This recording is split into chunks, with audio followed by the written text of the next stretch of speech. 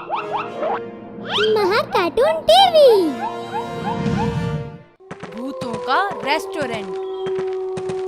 रोहन, राज और हिमांशु नाम के 3 दोस्तों को घूमने फिरने और नई नई जगह पर जाने का शौक होता है।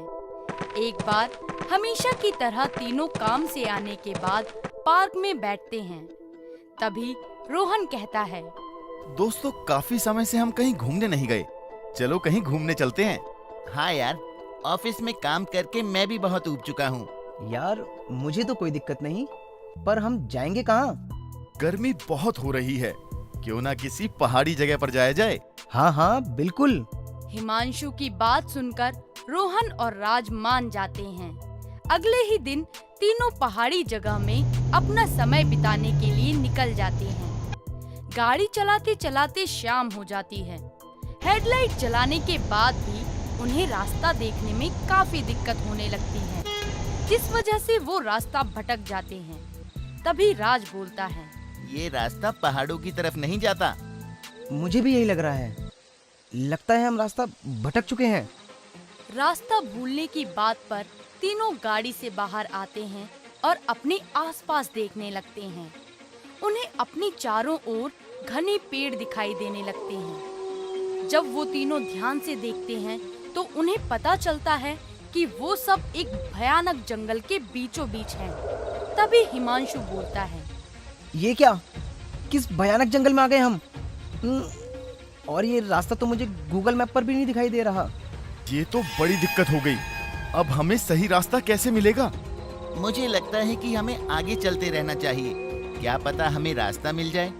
राज की बात मानते हुए सभी गाड़ी में बैठकर आगे बढ़ने का फैसला करते हैं। काफी देर तक गाड़ी चलाने के बाद हिमांशु को रास्ते में कुछ दिखता है, जिसके बाद वो कहता है, वो देखो, सामने मुझे एक रेस्टोरेंट दिखाई दे रहा है।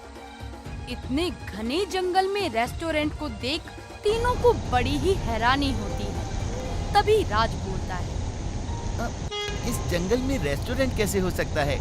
यहाँ तो इंसानों का अता पता तक नहीं, तो कोई यहाँ आता ही क्यों होगा? शायद ये हम जैसे भटके हुए लोगों के लिए ही हो। वैसे भी हमें क्या, कुछ तो मिला खाने के लिए इस जंगल में। सुबह से कुछ भी नहीं खा पाए। चलो जाकर कुछ खा लेते हैं। ट्रैवल से थकने के कारण तीनों वहाँ जाने के लिए तैयार हो जाते हैं। सभी अपना जरूरत का सामान अपने साथ लेकर रेस्टोरेंट की तरफ चलने लग जाते हैं। जैसे ही सब उस रेस्टोरेंट के पास जाते हैं, वो लोग उसकी हालत देखकर सोच में पड़ जाते हैं। पास से उस रेस्टोरेंट की हालत बड़ी ही खराब होती है। ऐसा लग रहा था जैसे ये काफी पहले जल गया हो। हिम्मत करके तीनों उसके अंदर जाते हैं। अंदर उन्हें काफी भीड़ दिखाई देती है, मानो सारे शहर के लोग यहीं बसे हों। ये देख हिमांशु कहता है, अरे हम तो खामखा ही इतना सोच रहे थे। यहाँ तो काफी लोग पहले से ही हैं। लगता है ये सारे ही रास्ता भूल गए हैं। पर बाहर तो काफी सुनसान था। अगर ये लोग यहाँ आए हैं तो पैदल तो नहीं आए होंगे। अरे छोड़ो यारो, हमें तो बस खाने से मतलब है। चलो खाना ऑर्डर करते हैं। भूख मिटाने के लिए तीनों खाने का ऑर्डर करते हैं। खाना ऑर्डर करके तीनों ही एक खाली जगह पर बैठते हैं। काफी देर तक इंतजार करने के बाद उनका ऑर्डर आ जाता है, जिसे देखकर रोहन बड़ी खुशी से उछलकर खाने का ढक्कन उठाता है। जैसे ही वो ढक्कन उठाता है तो तीनों की आंखें फटी की फटी रह जाती हैं। वो देखते हैं कि उनके सामने प्लेट में इंसानी अंग कटे हुए रखे हैं। अपने सामने ये सब देखकर वो तीनों एक दूसरे को हैरानी से देखते हैं। ये कैसा मजाक है? मजाक करना ही था तो कुछ और नहीं ढूंढ सकते थे ये लोग? ये बोलकर तीनों जैसे ही अपनी जगह से उठते हैं तो वो देखते हैं कि उनके आसपास के लोग उन्हें ही देख रहे हैं और उन सभी लोगों के चेहरे काफी ज्यादा जले भी हुए हैं।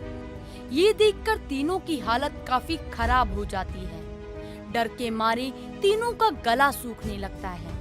तभी वो देखते हैं कि वो सभी लोग उनके पास आ रहे हैं।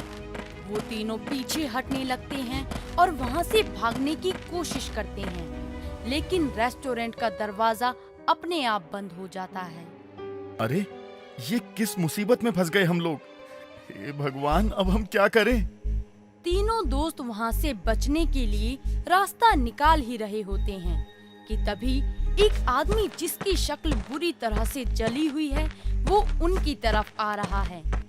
उसके कपड़े देखने से ऐसा लग रहा था कि जैसे वो आदमी यहाँ का मालिक हो। उसने काफी महंगा सूट पहना हुआ था। उसे अपने पास आता देख तीनों डर से कांपने लगते हैं। हमारे इस रेस्टोरेंट में काफी सालों के बाद कोई आया है। हम आपके आभारी हैं। तीनों दोस्त डरते हुए एक दूसरे को देखते हैं। तभी हिम्मत दिखाकर हिमांशु बोलता है, तुम लोगों को देखकर तो लग रहा है कि ये कोई रेस्टोरेंट नहीं। सच सच बताओ, कौन हो तुम?